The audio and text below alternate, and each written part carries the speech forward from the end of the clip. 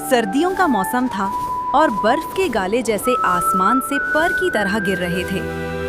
एक मलका अपने खिड़की के पास बैठी हुई सिलाई कर रही थी और उसका कढ़ाई का फ्रेम स्याह लकड़ी का था। जब वो काम कर रही थी और कभी कभार बर्फ की तरफ नजर डालती तो सोई उसकी अपनी उंगली में चुभ गई और उससे 3 कतरे खून बर्फ पर गिर गए। खून के सुर्ख और चमकदार कतरे देखकर उसने कहा, काश मेरा बच्चा इतना सफेद हो जितना बर्फ, इतना लाल जितना खून और इतना काला जितना कढ़ाई का लकड़ी का फ्रेम। कुछ ही वक्त बाद उसके यहाँ एक बेटी पैदा हुई जिसकी जिल्द बर्फ की तरह सफेद, होंठ खून की तरह सुर्ख और बाल फ्रेम की तरह काले थे। उसे स्नो वाइट का नाम दिया गया।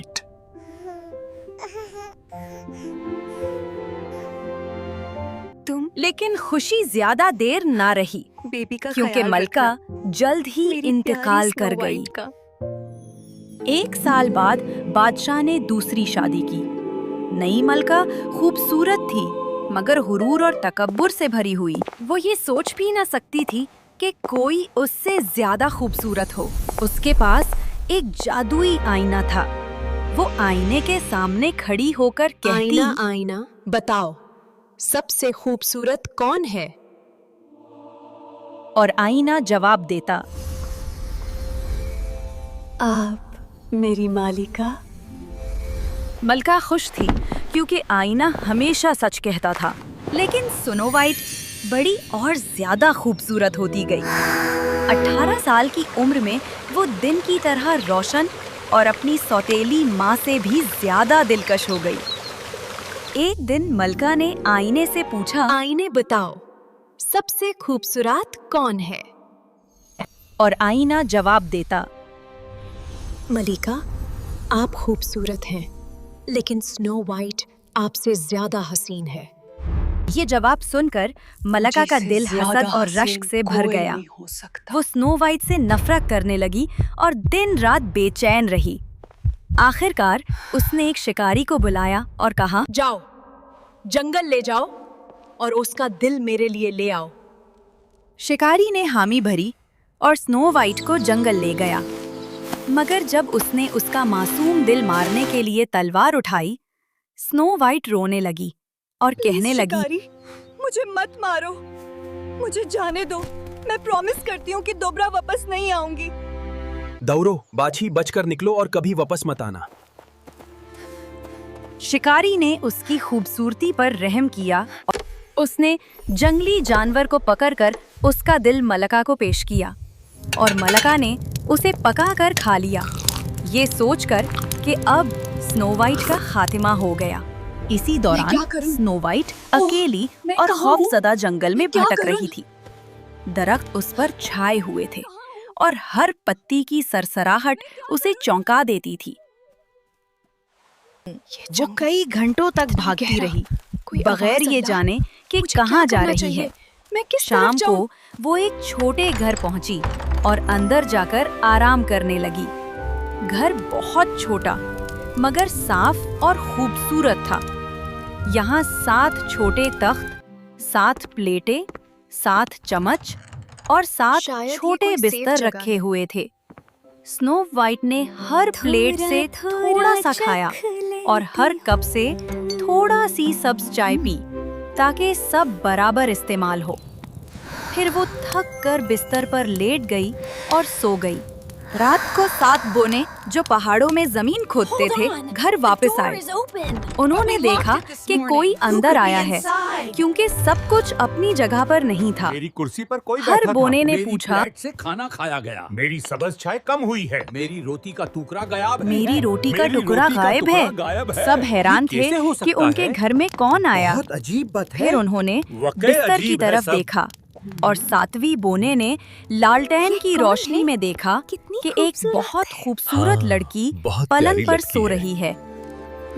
वो उसकी खूबसूरती देखकर हैरान रह गए। उन्होंने उसे जगाया नहीं बल्कि उसे सोने दिया। बहुत प्यारी और सातवीं बोने ने बारी बारी रात भर दीगर बोनों के साथ जागकर हिफाजत की। सुबह स्नो वाइट ने बोने देखे और चूक गईं, लेकिन बोने दोस्ताना लगे। उन्होंने पूछा कि वो यहाँ कैसे आई। स्नो वाइट ने सब कुछ बताया। बदतरीन सौतेली माँ, शिकारी जो उसे छोड़ गया और कैसे वो जंगल में भटकती हुई उनके घर पहुंची। बोने ने कहा, अगर तुम घर संभलो, खाना बनाओ, सफाई करो, तुम हमारे साथ रह सकती। हम तुम्हारी हिफाजत करेंगे। स्नो वाइट ने खुशी से कबूल किया। शुक्रिया कहा। स्नो वाइट खुशी खुशी सातों बोनों के साथ रहने लगी। वो रोजाना सुबह उठकर घर की सफाई करती, खाना बनाती और बोनों को हंसकर रुखसत करती। बोने भी उसे बहुत चाहते थे। हर सुबह बोने उसे खबरदार करते। अपना ख्याल रखना। स्नो वाइट, केसी के लिए दरवाजा मत खोलना। ठीक है, मैं ख्याल रखूंगी। अल्लाह हाफिज। दिन में बोने सोने की खुदाई के लिए पहाड़ जाते, शाम को वापस आते और खाना तैयार पाते। मलका, जो सोचती थी कि स्नो वाइट खत्म हो गई है, आईने से पूछती, आईना आईना बताओ, सबसे खूबसूरत कौन है? आईने ने जवाब दिया, आप खूबसूरत हैं आए मालिका, लेकिन स्नो वाइट 7 बोनों के साथ पहरों के पार ज्यादा हसीन है। मलिका गुस्से में आ गई। होगी। अपनी शक्ल बदलकर बूढ़ी व्यापारी औरत बनकर मलका बोनों के घर पहुंची। प्यारी रिबन्स। आप क्या बेच रही हैं? खूबसूरत लेस फॉर सेल। प्यारी रिबन्स। औरत ने रिबन उसकी कमर पर जोर से बांधी और कहती रही, मुझसे ज्यादा खूबसूरत कभी न हो। स्नो वाइट बेहोश हो गई। जब बोने वापस आए, उन्होंने उसे बरवक्त जिंदा किया। वडा करो, दोबारा दरवाजा नहीं खोलना। अगले दिन मलका ने आईने से दोबारा पूछा। आईने ने कहा, कौन है? स्नो वाइट सबसे खूबसूरत है। ज्यादा खूबसूरत है। मैं कभी फेल नहीं होंगी। स्नो वाइट को सजा दूंगी। गुस्से में मलका ने दोबारा शक्ल बदली, इस बार एक और बूढ़ी औरत के तौर पर। उसने जहरीली कंघी बनाई और बोनों के घर गई। खूबसूरत बालों के लिए प्यारी कॉम्स। स्नो वाइट ने कंघी अपने बालों में लगाई और फौरन बेहोश हो गई।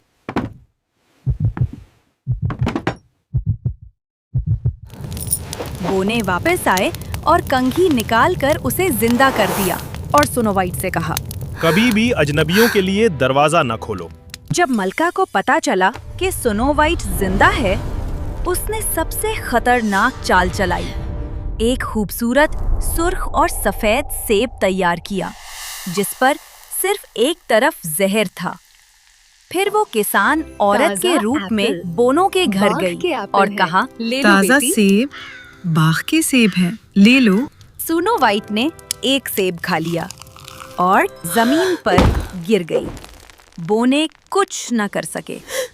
3 दिन वो उसके पास रोए, फिर शीशा का ताबूत बनाया और पहाड़ पर रख दिया।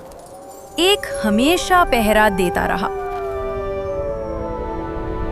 सब बताओ अब, सबसे खूबसूरत कौन है? आप मेरी मालिका। एक दिन एक शहजादा जंगल से गुजरते हुए उस खूबसूरत लड़की को शीशा के ताबूत में देखता है।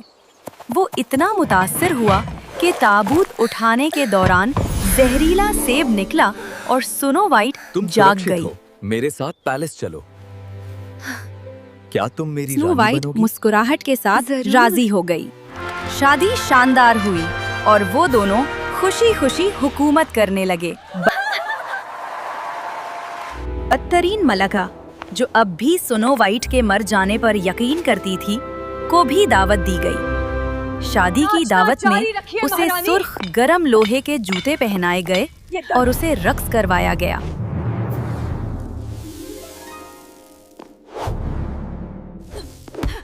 जब तक वो जमीन पर गिर न गई और फिर कभी ना उठ सकी। और इस तरह स्नो वाइट और शहजादा अपने सल्तनत पर मेहरबानी और खुशी के साथ हुकूमत करने लगे। उसने कभी उन बोनों को नहीं भूला जिन्होंने उसे बचाया था, और वो अक्सर उनके महल आते, हमेशा मुअज़्ज़िज़ मेहमान के तौर पर खुश आमदीद कहा जाता, और वो सब खुशी खुशी रहने लगे। जियास फेरीलैंड ने हमारी कहानी का एंड ठीक साथ किया। हाँ, मुझे टी पसंद है। अगर इस कहानी ने आपको एक लम्हे के लिए भी खामोश कर दिया हो, तो एक सब्सक्राइब हमारी खामोश मेहनत की सबसे खूबसूरत आवाज होगा। और अगर दिल ने हल्की सी मुस्कुराहट दी हो, तो लाइक भी करें और कमेंट में जरूर बताएं कि आपको कौन सा लम्हा दिल से लगा।